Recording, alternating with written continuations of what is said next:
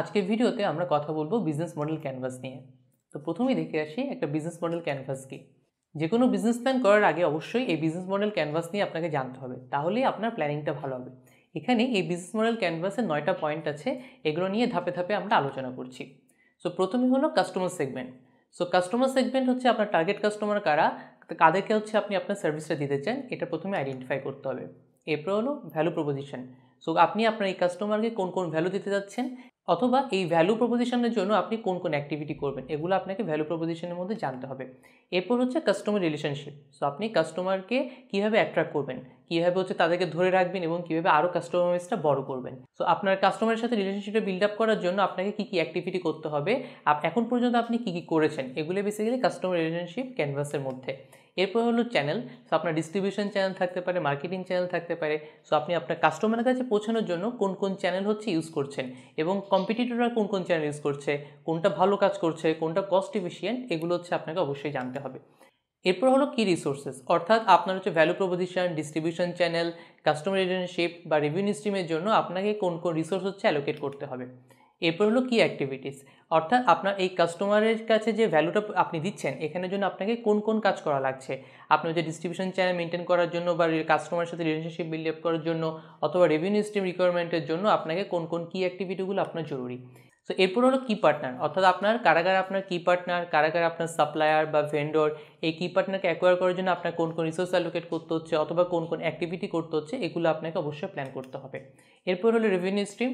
আপনার হচ্ছে কাস্টমাররা কোন ভ্যালুর জন্য হচ্ছে আপনাকে টাকা পে করবে, কত টাকা পে করবে, আপনার প্রাইসিং ট্যাকটিক্সটা কী, তারা কীভাবে পেমেন্ট করবে, এগুলো আপনাকে হচ্ছে জানতে হবে। এরপর ডেফিনেটলি হচ্ছে আপনাকে কস্ট স্ট্রাকচার নিয়ে জানতে হবে। আপনার মোস্ট ইম্পর্টেন্ট কস্ট কী কী, আপনার কোন কোন জায়গায় আসলে খরচ হচ্ছে, মানুষের জন্য কত খরচ হচ্ছে, হায়ারিংয়ের জন্য কত খরচ হচ্ছে, আপনার সাপ্লায়ারদের কত টাকা দিতে হচ্ছে, আপনার কোনো ম্যানুফ্যাকচারিংয়ের জন্য কত টাকা দিতে হচ্ছে, এই কস্ট স্ট্রাকচারগুলো আপনাকে অবশ্যই জানতে হবে। আরও জানতে হবে আপনার এই কস্ট স্ট্রাকচারের মধ্যে কোন কোনগুলো এক্সপেন্সিভ, কীভাবে হচ্ছে আপনি খরচ কমাতে পারবেন, এই অ্যাক্টিভিটিগুলো আপনাকে জানতে হবে। সো আমরা জেনে গেলাম এই বিজনেস মডেলে ক্যানভাসের মধ্যে কী কী আছে। সো আমরা কিছু এক্সাম্পল দেখে আসি। সো আমাদের সবার পরিচিত হচ্ছে ফেসবুক। এখানে যদি ছবিটা যদি স্পষ্ট না হয়, আপনারা গুগলে সার্চ দিলে এই ফেসবুকের হচ্ছে বিজনেস মডেল ক্যানভাসটা জানতে পারবেন। সো আমি একটু ধাপে ধাপে এগুলো আলোচনা করি। তো প্রথমে হচ্ছে ফেসবুকের কাস্টমার সেগমেন্ট। তো ফেসবুকে 3 টাইপের হচ্ছে তারা কাস্টমারকে টার্গেট করে। একটা হচ্ছে আমাদের মতো হচ্ছে ইন্টারনেট ইউজার, 2 নম্বর হচ্ছে যারা অ্যাডভার্টাইজার অথবা মার্কেটার, আর 3 নম্বর হচ্ছে ডেভেলপার। এই ভ্যালু প্রপোজিশন এক একটা কাস্টমার সেগমেন্টের জন্য আলাদা। যেমন ইন্টারনেট ইউজারদের জন্য তারা কানেক্টিভিটি উইথ ফ্রেন্ডস, এটাকে সবচেয়ে বেশি জোর দিচ্ছে। আবার অ্যাডভার্টাইজার বা মার্কেটিয়ার জন্য হচ্ছে তারা যে সোশ্যাল কন্টেক্সট বা এনগেজমেন্ট, রিলেভেন্স, এগুলো হচ্ছে তাদের হচ্ছে ভ্যালু প্রপোজিশন। আর যারা ডেভেলপার তাদেরকে হচ্ছে বিভিন্ন প্ল্যাটফর্ম দিচ্ছে, পেমেন্ট সিস্টেম দিচ্ছে, সোশ্যাল ডিস্ট্রিবিউশন কিছু নেটওয়ার্ক দিচ্ছে, এগুলো বেসিক্যালি ডেভেলপারদের জন্য তাদের ভ্যালু প্রপোজিশন। তারপর হলো রিলেশনশিপ। তারা সেম সাইট নেটওয়ার্ক ইফেক্ট অথবা ক্রস সাইট নেটওয়ার্ক ইফেক্ট নিয়ে হচ্ছে রিলেশনশিপটা বিল্ড আপ করে আমাদের সাথে। আর 4 নম্বর যে চ্যানেলটা, ইন্টারনেট ইউজারদের জন্য তাদের চ্যানেল হচ্ছে তাদের ওয়েবসাইট এবং মোবাইল অ্যাপ, যে ফেসবুকে যে অ্যাপটা আছে সেটা। আর অ্যাডভার্টাইজারের জন্য তাদের চ্যানেল হচ্ছে ফেসবুকে অ্যাড, ফেসবুক পেজ, এগুলো হচ্ছে তাদের হচ্ছে চ্যানেল। আর ডেভেলপারদের জন্য তাদের চ্যানেল হচ্ছে বিভিন্ন ডেভেলপার টুল এবং এপিআই, এগুলো হচ্ছে তাদের চ্যানেল। এবং কি পার্টনারের মধ্যে তাদের বেসিক্যালি কন্টেন্ট পার্টনারাই তাদের ফেসবুকের পার্টনারশিপের এরেনার মধ্যে পড়ে, যেমন TV show, movie, music, news article, এগুলো হচ্ছে তাদের কি পার্টনার। আর হচ্ছে কি অ্যাক্টিভিটিগুলোর মধ্যে তাদেরকে বেসিক্যালি প্ল্যাটফর্মটা ডেভেলপ করতে হচ্ছে, রেগুলার বেসিসে ফিচার আনতে হচ্ছে, এবং ডাটা কন্ট্রোল অপারেশন ম্যানেজমেন্টটা তাদের একটা কি অ্যাক্টিভিটি। এবং কি রিসোর্সের মধ্যে বেসিক্যালি তাদের ফেসবুক প্ল্যাটফর্মটা বা অন্যান্য যে ইনস্টাগ্রাম বা হোয়াটসঅ্যাপ যে প্ল্যাটফর্মগুলো আছে, এগুলো তাদের কি রিসোর্স, এবং যে তাদের যে টেকনোলজি স্ট্রাকচার বা ডাটা সেন্টার, এগুলো বেসিক্যালি তাদের কি রিসোর্সের মধ্যে আছে। আর রেভিনিউ স্ট্রিমের মধ্যে ইন্টারনেট ইউজার যারা আমরা রেগুলার বেসিস ইউজ করি, তাদের জন্য ফেসবুক সবসময় ফ্রি, কিন্তু যারা অ্যাডভার্টাইজার তাদের থেকে তারা কিন্তু অ্যাড রেভিনিউ নিচ্ছে, এবং যারা ডেভেলপার তাদেরকে কিন্তু তাদের পেমেন্ট রেভিনিউ দিচ্ছে। আর রেভিনিউ স্ট্রিমের কথা যদি বলি, ইন্টারনেট ইউজারদের জন্য ফেসবুক সবসময় ফ্রি, কিন্তু যারা অ্যাডভার্টাইজ দিচ্ছে তাদের থেকে তারা অ্যাড রেভিনিউ নিচ্ছে, এবং যারা ডেভেলপার তাদের থেকে তারা পেমেন্ট রেভিনিউ দিচ্ছে। আর কস্ট স্ট্রাকচারের মধ্যে বেসিক্যালি তাদের যে বিশাল যে ডাটা সেন্টার আছে, সেই ডাটা সেন্টারের কস্ট, বিভিন্ন যে এমপ্লয়ি আছে তাদের কস্ট, মার্কেটিং এবং সেলসের কস্ট, তারা আর&ডি করছে রেগুলার বেসিসে সেটার কস্ট, এবং জেনারেল এবং অ্যাডমিনিস্ট্রেটিভ অন্যান্য কস্ট তো আছে। এরপর আমরা দেখে আসি একটু গুগলের বিজনেস মডেলটা কীরকম। সো গুগলের কাস্টমার সেগমেন্ট বেশ কয়েক ধাপে হয়, যেমন ইন্টারনেট ইউজাররা, অ্যাডভার্টাইজাররা, মোবাইল ডিভাইস ওনাররা, যারা ডেভেলপার, এন্টারপ্রাইজ, এরকম বিভিন্ন কাস্টমার সেগমেন্ট আছে তাদের, এবং তাদেরও একই রকম ভ্যালু প্রপোজিশন এক একটা ইউজার সেগমেন্টের জন্য আলাদা। যেমন ইন্টারনেট ইউজারদের জন্য তাদের ওয়েবসাইট বা জিমেল এগুলো ভ্যালু প্রপোজিশন দিচ্ছে, অ্যাডভার্টাইজারদের কাছে তারা সিপিসি অ্যাড দিচ্ছে, এক্সটেন্ডেড অ্যাড ক্যাম্পেইন দিচ্ছে বা ডিসপ্লে অ্যাড ম্যানেজমেন্ট সার্ভিস দিচ্ছে, এগুলো তাদের ভ্যালু প্রপোজিশন। আবার হচ্ছে যাদের মোবাইল ডিভাইস ওনার বা ডেভেলপার তাদেরকে বিভিন্ন অপারেটিং সিস্টেম বা প্ল্যাটফর্ম দিচ্ছে, অ্যান্ড্রয়েড, ক্রোম এরকম, আবার বিভিন্ন গুগল ড্রাইভের মতো বিভিন্ন হোস্টেড ওয়েব বেসড হচ্ছে তারা গুগল অ্যাপও দিচ্ছে। রিলেশনশিপ বিল্ড আপটা গুগল কীভাবে করে, বেশিরভাগ ক্ষেত্রে এটা হচ্ছে অটোমেটেড, যেখানে যেখানে পসিবল, আর তাদের ডেডিকেটেড একটা সেলস টিম আছে যে লার্জার অ্যাকাউন্টগুলো ম্যানেজ করার জন্য। আর চ্যানেলের মধ্যে তাদের গ্লোবাল সেলস এবং সাপোর্ট টিম আছে এবং মাল্টি প্রোডাক্ট সেলস ফোর্সও আছে।